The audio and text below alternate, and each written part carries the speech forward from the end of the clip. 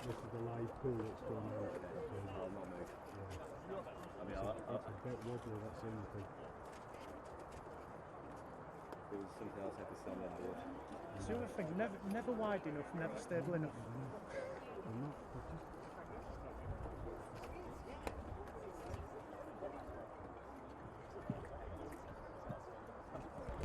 In and out the sun, you get them out of it.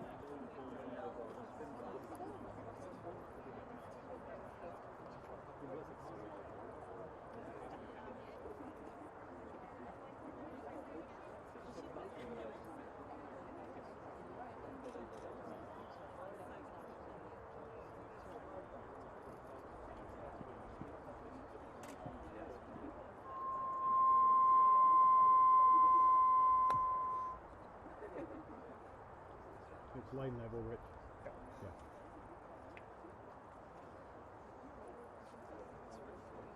So is that nagging down if you don't check it? I know. I've checked her about 6 times since she's been away.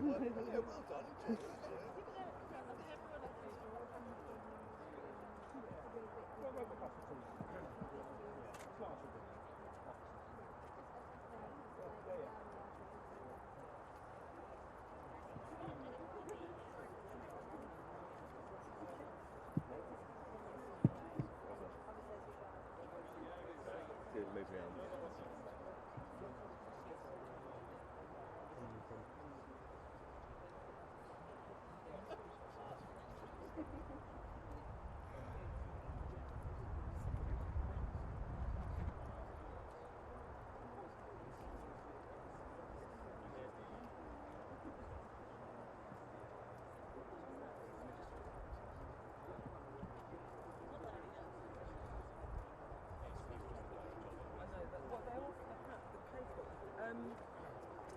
Do you want me to stand up when I do my... Do I need to let them live?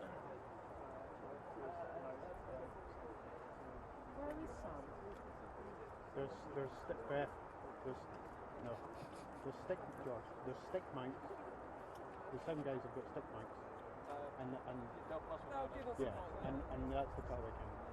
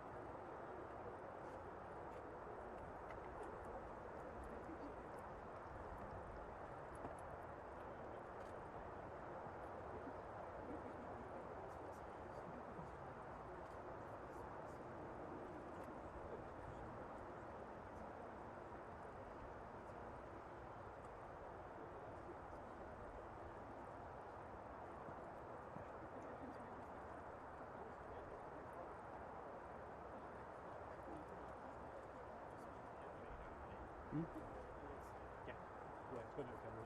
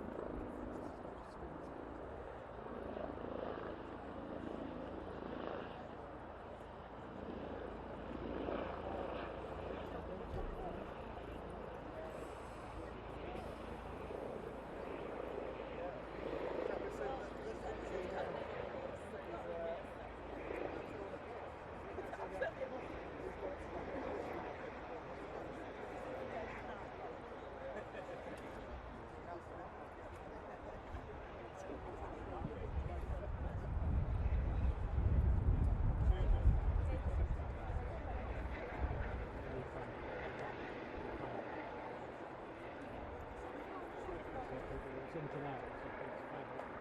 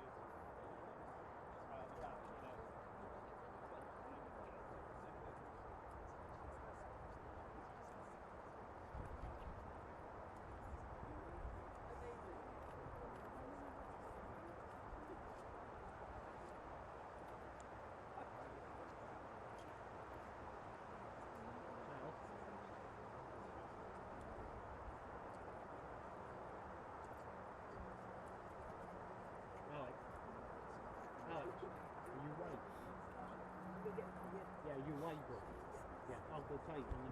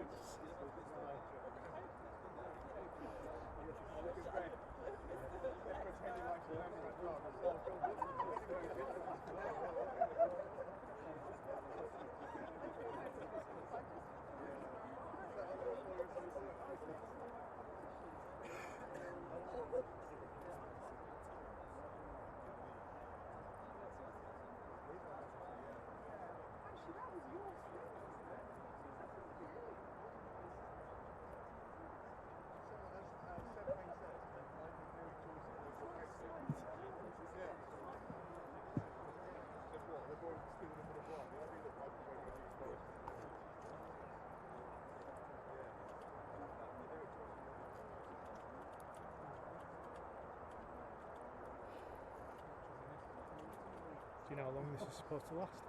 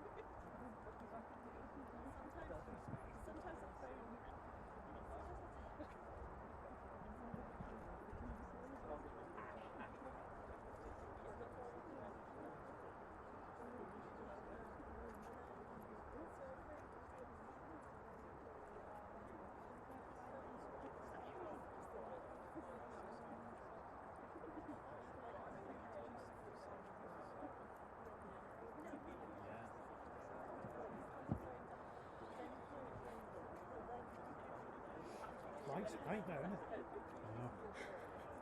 Either out or in. One or Yeah. the other.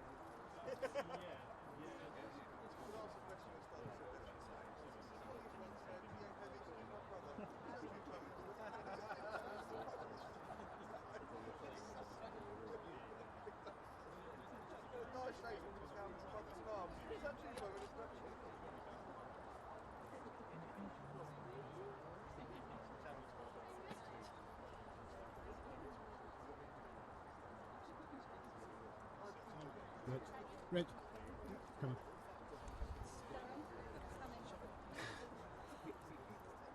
How long did you think?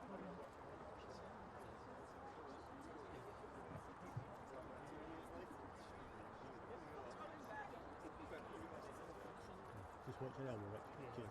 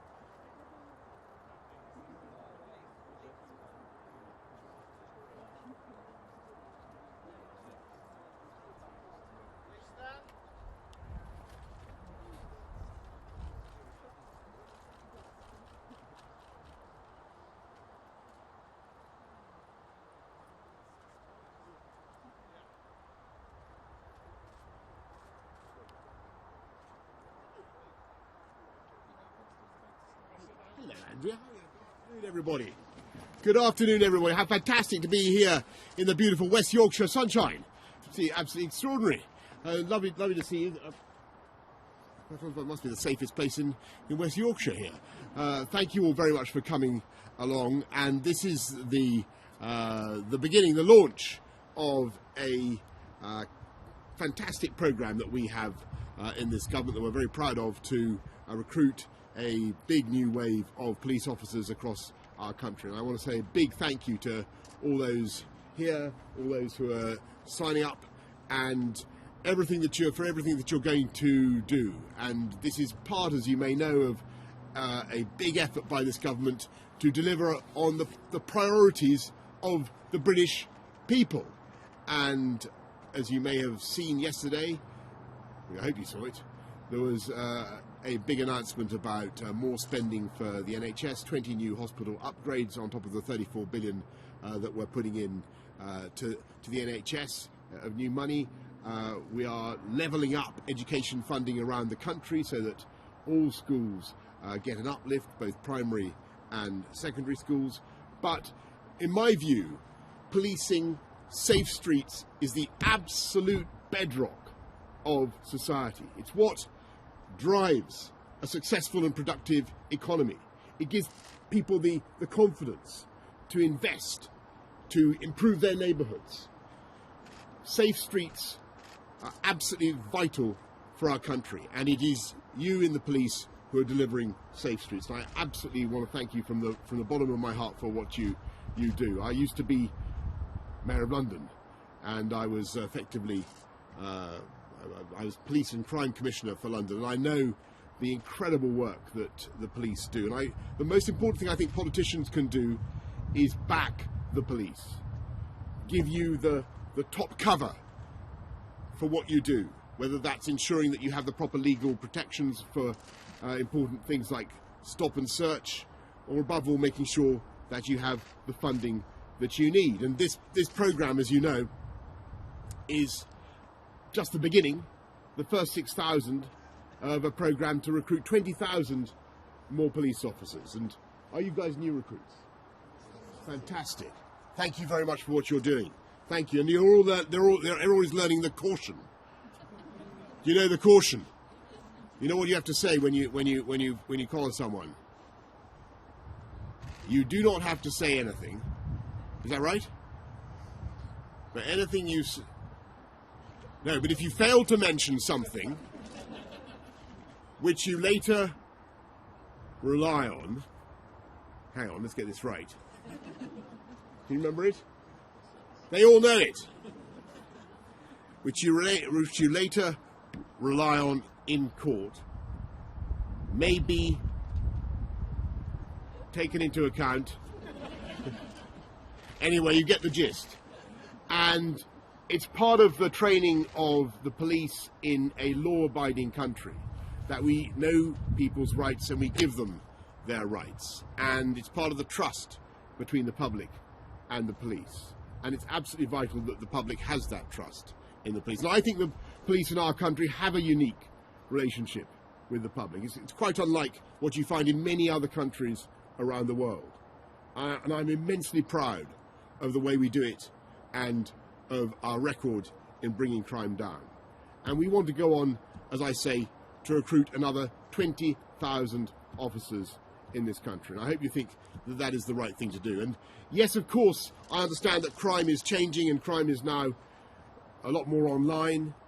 But I think people in this country want to see police officers out on the streets, spreading that sense of reassurance, making sure that everyone in their neighbourhood feels safe and looked after. And we are going to insist on that. And this first push will cost, as Sajid Javid announced yesterday, £750 million for the first wave. There will be more to come. And I just want to make a quick point about spending money in this country, which is that there are some people who are now suggesting that we should spend £1 billion more a month, not £750 million, but £1 billion more a month to stay in the European Union beyond October the 31st. And I have to tell you, I don't think that would be a good use of public money. And I'm going to make sure that we don't have that unnecessary delay. And I'm going to do everything I possibly can to make sure that this country comes out of the EU on October the 31st. But unfortunately, Parliament voted yesterday effectively to scupper our negotiating power and to make it much more difficult for this government to get a deal. So what I want to do now is to really give the country a choice. We either go forward with our plan to get a deal, take the country out on October the 31st, which we can, or else somebody else should be allowed to see if they can keep us in beyond October the 31st. And I have to tell you, I don't think that would be the right way forward. And I think if people really think that this country should stay in the EU beyond October the 31st, then that really should be a matter for the people of this country to decide. Because at the moment, what Parliament is voting for, or Parliament voted for yesterday, was a system by which the EU itself would decide how much longer we had to remain in. And I, for the life of me, cannot think that is the right way forward. So all I can say, and I hate banging on about Brexit, I don't want to go on about this anymore, and I don't want an election at all. I don't want an election at all, but frankly, I cannot see any other way. The only way to get this thing done, to get this thing moving, is to make that decision. Do you want this government to take us out on October the 31st, or do you want Jeremy Corbyn and the Labour Party to go to that crucial summit in Brussels on October the 17th, effectively hand over control to the EU and keep us in beyond October 30th? I think it's a no-brainer. I'm sorry to bring this painful subject up this afternoon, but that is the reality of what we face, and for me, there can be only one way forward for our country. I think what the people of this country want us to see is the government of this country focusing not on Brexit. That's been going on for 3 years.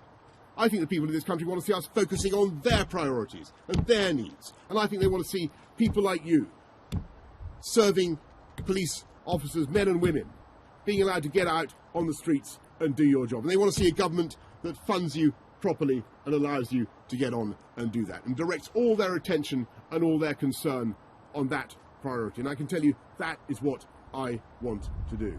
But we must settle this EU debate. We must come out of the EU on October the 31st, and then I want to get on and deliver all the priorities of the British people. And as I say, policing, making our streets safer, that comes first, and that is the top priority of this government. So thank you all very much for what you're doing. I'm sorry to have tested you on the caution and got it, and myself got it wrong, but you are going to go on. You guys have fantastic careers as police officers, and it's a wonderful, wonderful job, and I know that you will find it immensely rewarding. Thank you all very much for coming along this afternoon. I think I'm going to take some questions from the media. There they are. They've been patiently waiting at the back. I'm going to go to Andy Bell of Channel 5. And then Paul Brand of ITV. Andy, are you there? Yeah, I'm here, Prime Minister. Hello. Thank you, Prime Minister. Aren't people entitled to ask, if your own brother can't back you, why should anyone else?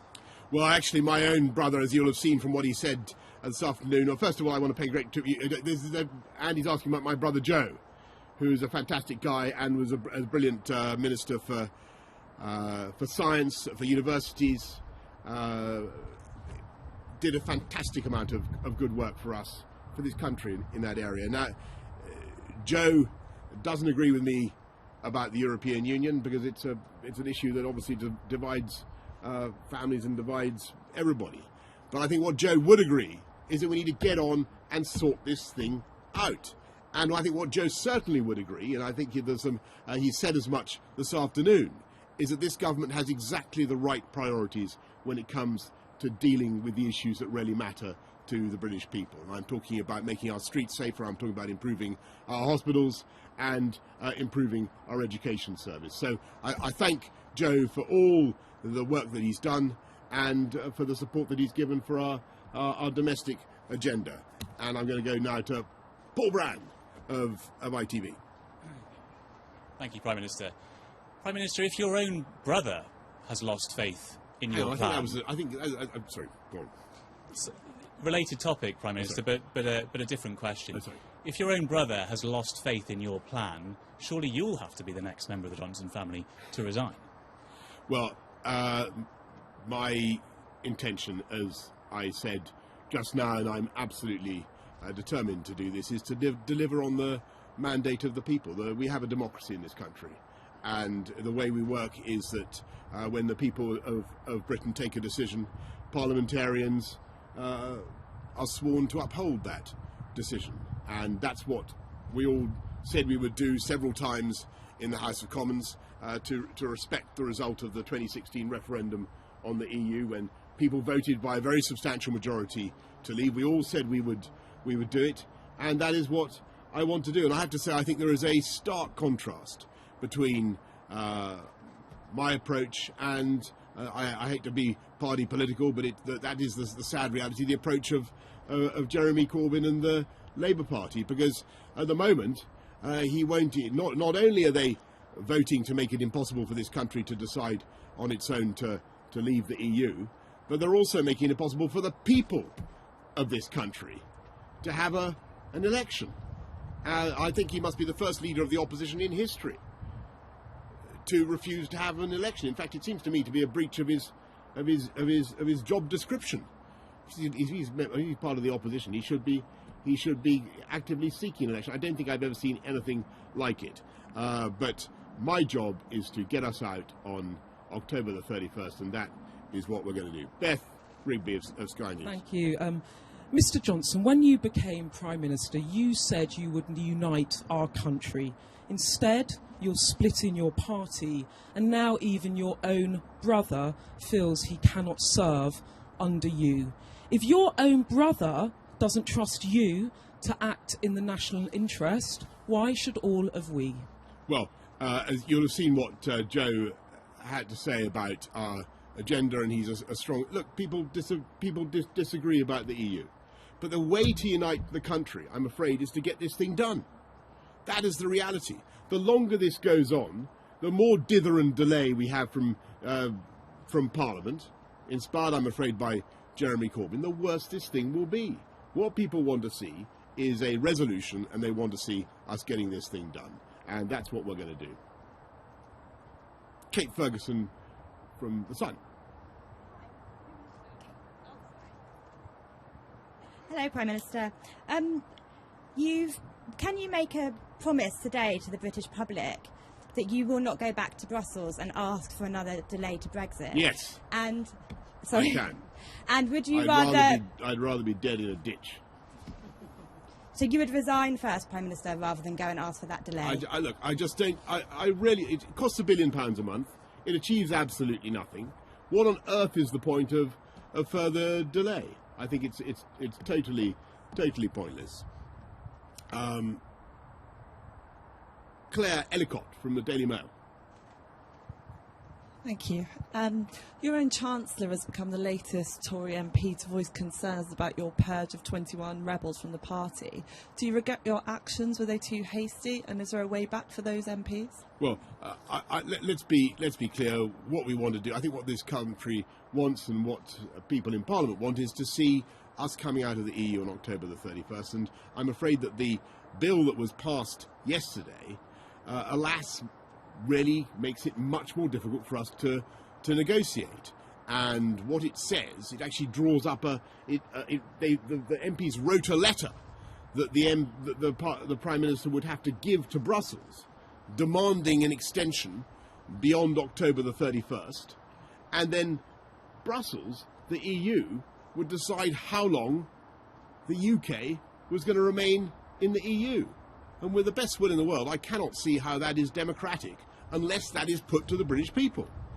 I think if that is really what Parliament wants, to give the EU this power to keep us in the EU themselves, and to scupper the negotiations, then I think there should be a clear choice for the country. And we should decide, who do you want to be at that crucial summit on October the 17th? Do you want Jeremy Corbyn going there with his plan to extend and delay and keep us in the EU forever and a day, or do you want to settle this thing, bring us all together, and deliver on the mandate of the people? And that is what I will do. So for me, that is very, very clearly the way forward, and that's the point that I made to all my colleagues and friends in Parliament. And no one, of course, discipline is always tough, but here we are amongst a body of men and women who know that sometimes you have to administer discipline, and you have to be very clear about your message, and that's what we're being. So Kate Proctor in the Guardian, from the Guardian. Thank you, Kate Proctor from The Guardian. Prime Minister, exactly when are you going to hold an inquiry into Islamophobia in the Conservative Party that you promised to do on live television? Well, we are going to have as I think Sajid Javid and I agreed, we're going to have a general inquiry into all manner of racism and hate crime as soon as that can be got underway. But I have to tell you, we have a zero tolerance policy towards Islamophobia and all manner of hate crime and prejudice in the Conservative Party, as you can imagine. I think that is going to be it. I'll take one more there and one more there. You say no.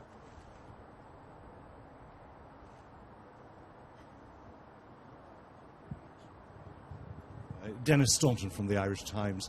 You, over the past few days, have been quoting the late Reverend Ian Paisley, who spoke about how his people were British but his cows were Irish, as justification for the idea that there could be a different agri-food regulatory regime in Northern Ireland to the rest of the United Kingdom. Could you foresee a different regulatory regime for anything else in Northern Ireland except agri-food? Well, you're right. That was what Ian Paisley said. He said that of Northern Ireland, he said the people were British, but the cattle were Irish. And in that idea, there is the germ of a solution to the question of cross-border frictionless cross-border movement across the Northern Irish border. We do want to minimise all theoretical checks as well as practical checks. We think all practical checks can, of course, be taken away from the border. There's no need for, and the UK will not be instituting any border checks of any kind in Northern Ireland. But we also think there is scope for recognition of the practical reality on the ground in the agri-food sector in Northern Ireland. And but any extension, all that, it depends entirely. I've got to be and indeed whether it could be extended to any other sectors, that depends entirely on democratic control by the people of the United Kingdom. Do you see what I mean? That's the crucial thing. I'll take one more. Yes. Thank you very much. Thank you. It's Jessica Shankelman here from Bloomberg News. You've talked today, Prime Minister, about the need for trust. And Jeremy Corbyn says he can't trust you to hold an election before the Brexit date and before the EU Council. Can you today give a commitment that Yes. Right. Well, is that his line today? Aha. He can't. Right. This is a new one. If I understood it correctly, you just said that the leader of the opposition says he cannot trust me to hold an election before Brexit. Right. Well, I said about 5 times in Parliament. How many times I have to say it? We want an election on October the 15th. October the 15th, and indeed, earlier if he wants.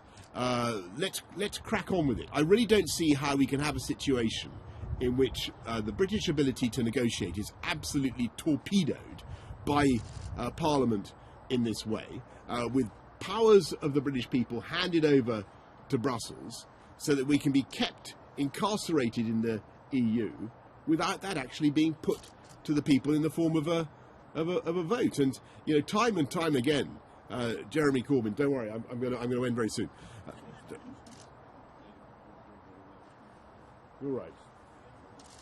Oh, that's right. I'm so sorry.